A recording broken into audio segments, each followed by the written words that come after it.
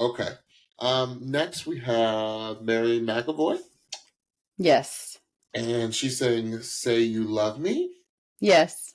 And who was that by? Fleetwood Mac. That was Fleetwood Mac.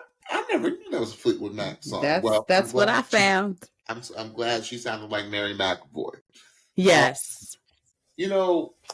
This is the one that had me a little perplexed, Stephanie, and I actually went back and listened to it multiple times. Because I said, I think, and again, I can't wait to hear what you have to say, so give me a poker face. I think that her voice has star quality. There were some things that I really thought were really good about her voice, like her tone. It was almost haunting. Like, I loved how she opened the song in the lower register, and I thought her lows were very, very well developed. Mm-hmm. I think Nerves, the first time I heard it through, the tuning didn't catch my ear. Okay. I actually had to go back and listen to it again, and I heard more nerves that I think affected her breath control, which affected in turn her tuning a little bit. Mm-hmm. It didn't bother me. And Stephanie and I usually have really big ears when it comes to tuning issues, so I can't wait to hear what you say.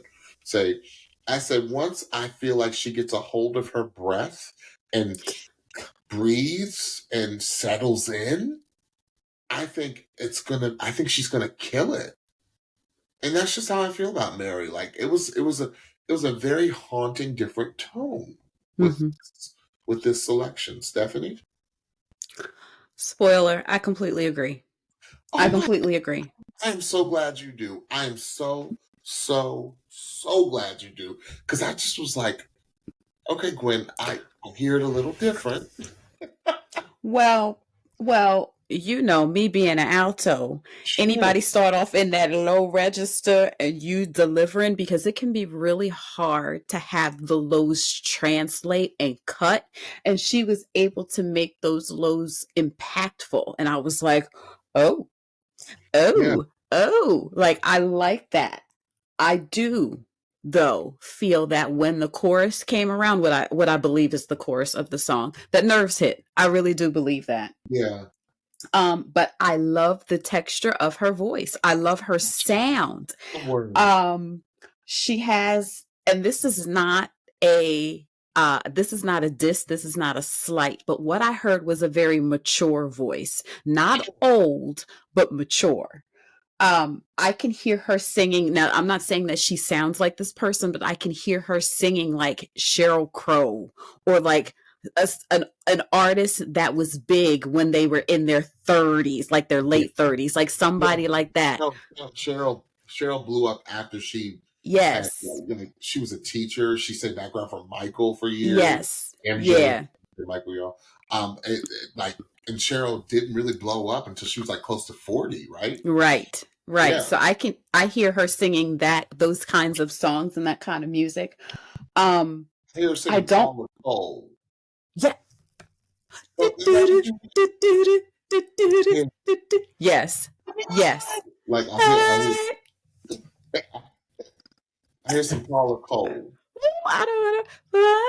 Oh, Jesus. I love me some Paula Cole. Fun fact about Stephanie. Stephanie loves some Paula Cole. Some I Don't Want to Wait. Somewhere. Where have all the cowboys gone is one of my favorite jams, y'all. Like, Paula Cole, Brandy Carlisle. Yes. Like, Who's Now, right? I hear Brandy Carlisle. I hear Joni Mitchell. Joni Mitchell never lie. Come on. I hear that. I hear that in her voice. Yes, absolutely. Yes. It's like old, like you said, an older sound, but yes, it can be very current. Come on, a woman with a little life, been through a little something, got a little experience, got something to say. Oh, absolutely. Absolutely. Yeah. She been. Snoop Doggy Dogg. Over her. Like, yes, they were. Yes, they were. Yeah. I didn't.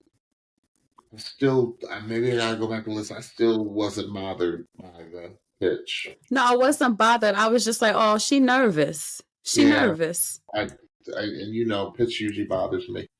Yes.